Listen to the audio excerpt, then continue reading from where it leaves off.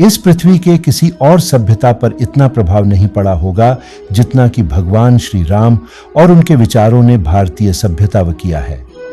प्राचीन काल से वर्तमान युग तक श्री राम के विचार मत आत्मज्ञान और उनकी जीवनी भारतीयों के लिए एक मार्गदर्शन सिद्ध हुआ है।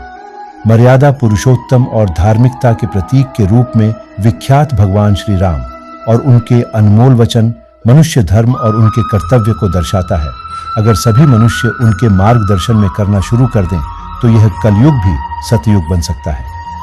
आज वैश्विक पर हम आपको वाल्मीकि रामायण में वर्णित भगवान राम के कुछ सर्वश्रेष्ठ वचनों से अवगत कराते हैं। श्री राम का पहला वचन है, इस युग में श्री रामचंद्र अपने पिता महाराज दशरथ जी को शोकत अवस्था में देखकर माता कैकेयी से कहते हैं कि इस स्थिति में अगर कोई मनुष्य हमेशा सुखी रहना चाहता है तो यह उसका भ्रम होगा।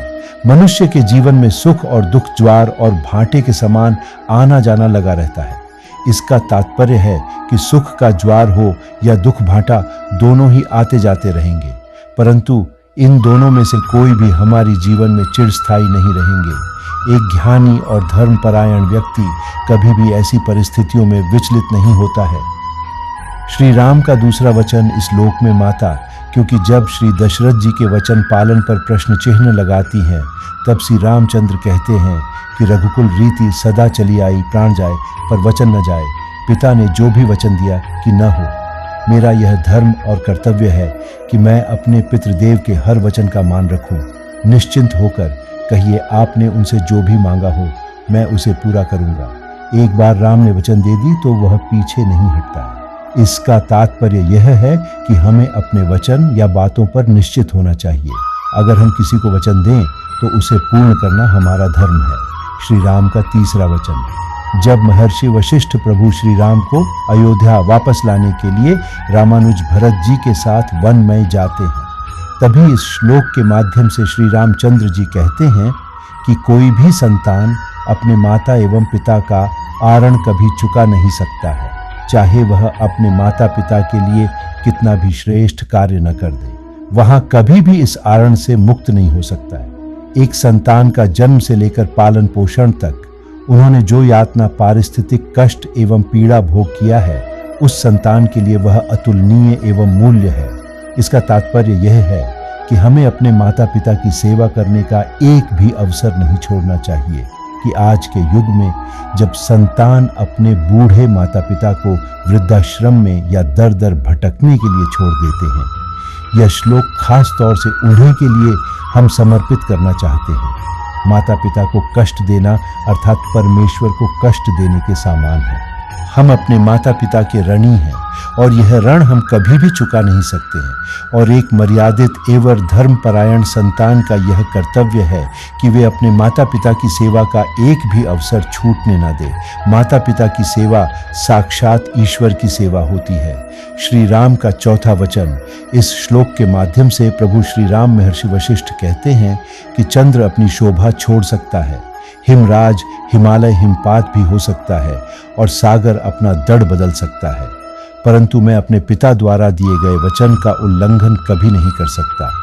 इसका तात्पर्य यह है कि हमें अपने माता पिता के हर बात का पालन करना चाहिए। शास्त्र अनुसार माता के मुख से मां सरस्वती अपनी संतान के मन में ज्ञान का बीज अंकुरित करती है और पिता के रूप में स्वयं श्री हरिनारायण अपनी संतान का पालन एवं रक्षा करते हैं। उनकी अवज्ञा करने का अर्थ है ईश्वर की अवज्ञा करना। श्री राम का पांचवा वचन, जब आर्षि जबाली ने श्री रामचंद्र जी को अयोध्या वापस भेजने के लिए एक अज्ञानी के भांति तर्क दिया, तभी श्री राम ने श्लोक के माध्यम से उन्हें समझाया कि जैसे एक विषैला सर्प को देख लोग भयभीत हो जाते हैं, ठीक उसी तरह लोग एक मिथ्यावादी व्यक्ति देखकर भयभीत हो जाते हैं। इसका तात्पर्य यह है कि अपने जीवन काल में कभी भी मिथ्यावादी मत बनो। संघर्ष सहस्र मिथ्यी कभी एक सत्य का सामना नहीं कर सकता है और मिथ्या व्यक्ति को कोई भी पसंद नहीं करता है। सत्य धर्म है और धर्म पालन की सर्वश्रेष्ठ कर्तव्य है। एक मर्यादित व्यक्ति कभी भी झूठ का सहारा नहीं लेता है, सत्य ही उसका जीवन धन रहता है। श्री राम का छठवां वचन है कि इस लोक में प्रभु श्री रामकृष्ण जबाली से कहते हैं कि मनुष्य का चरित्र ही यह निर्धारित करता है कि मैं अकुलीन है या कोई हीन कपटी है या सज्जन वीर है या फिर हीरो या केवल उसकी मर्दानगी पर गर्व है। मनुष्य का जन्म या कुछ से यह सिद्ध नहीं होता है कि मैं अच्छा है या बुरा, उच्च है या नीच, पवित्र है या अपवित्र। मनुष्य के विचार एवं चरित्र से ही उसका पूर्ण परिचय मिलता है। इसका तात्पर्य यह है कि हमारा परिचय हमारे जन्म से या को से जुड़ा नहीं होता है। यह जो हमारा कर्म, प्रवृत्ति और चरित्रों से ही निर्धारित होता है। बने कुल है, भाषा है और अनेक मत है, पर सबसे पहले हम एक मनुष्य हैं और हमारा चरित्र ही हमें या तो देवता तुल्य अथवा दानव समान। यह हमें ही निर्णय लेना होगा कि हम किसे अपना आदर्श माने एवं जैसे धर्म का पालन करें। श्री राम का 7वां वचन, जब वन में प्रभु श्री राम को अशुभ लक्षणों का आभास होता है, तत्काल प्रभु श्री राम अपने अनुज लक्ष्मण जी को माता सीता के साथ रहने और उन्हें सुरक्षित रखने की आज्ञा देते हैं। एवं इस श्लोक के माध्यम से प्रभु लक्ष्मण जी को कहते हैं कि बुद्धिमान मनुष्य हमेशा त्रासदी एवं दुर्गति का पूर्वानुमान लगा लेता है एवं इस तरह की बाधा और विपत्तियों को दूर करने एवं परिजनों को सुरक्षित रखने का मार्ग सुनिश्चित कर लेते हैं। ऐसे मनुष्य को अपने जीवन में सुखी रहते हैं एवं जीवन का संपूर्ण आनंद लेते हैं। इसका तात्पर्य यह है कि किसी भी अशुभ लक्षणों को अवहेलना नहीं करना चाहिए। किसी भी विपत्ति का पूर्वाभास मिलने पर उसका तत्काल निवारण करने की चेष्टा करें। ऐसा करने से हमारा जीवन सुखदायी, सुरक्षित या महानंदपूर्ण होगा। श्री राम का 8वां वचन, जब प्रभु श्री राम का सामना राक्षस सेनापति खड़ा से हुआ, तभी इस श्लोक के माध्यम से उन्होंने खड़ा से कहा, हे राक्षस, जैसे लोग एक विषधारी सर्प का अंत कर देते हैं, ठीक वैसे ही लोगों के द्वारा एक अधर्मी, क्रूर पापी का अंत निश्चित है। एक ऐसा क्रूर व्यक्ति जिसके सभी कार्य धर्म के विरुद्ध हो एवं जिसके कारण वश लोगों को आघात पहुंचे, ऐसे व्यक्ति के भाग्य में भयंकर मृत्यु लिखा रहता है। इसका तात्पर्य यह है कि अगर बुरा करोगे तो बुरा भोगने के लिए तैयार रहो। तुम्हारा कर्म ही तुम्हारा फल निर्धारण करेगा। अतः सत्वचन श्री राम की, कभी ऐसा कार्य न करना जिससे किसी को हानि या चोट पहुंचे। सर्वदा सत्मार्ग में रहो, विमान सत्कार्य करो। श्री राम का 9वां वचन, बाली वध के उपरांत इस श्लोक में प्रभु श्री राम बाली इसे कहते हैं, ज्येष्ठ पारिजन, भ्राता एवं शिक्षा गुरु।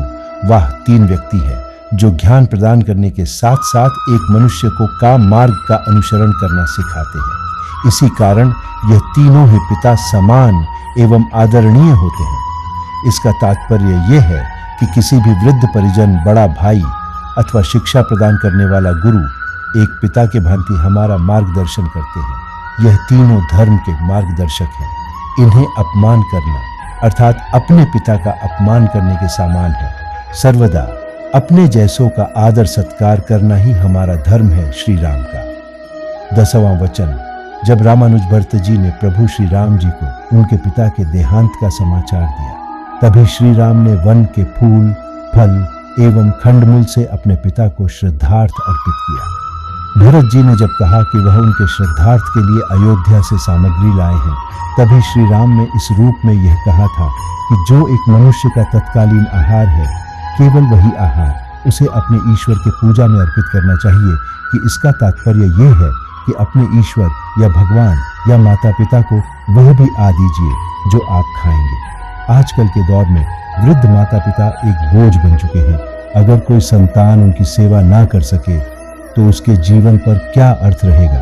श्री राम की वाणी हमें यह सिखाती है कि अपने गुरुजनों को वही आहार में जिसे आप भी ग्रहण करेंगे। श्री राम का 11वां वचन, जब लक्ष्मण जी मेघनाद के वासवी शक्ति अस्त्र से मूर्छित हो गए थे, तभी प्रभु श्री रामचंद्र जी वेदना से विलाप करने लगे और इस श्लोक में वे कहते हैं, देश विदेश में कोई मनुष्य सहस्र परिजन और अनेक स्त्री क्यों ना रख ले, उसे लक्ष्मण जैसा अनुज कभी नहीं मिल सकता।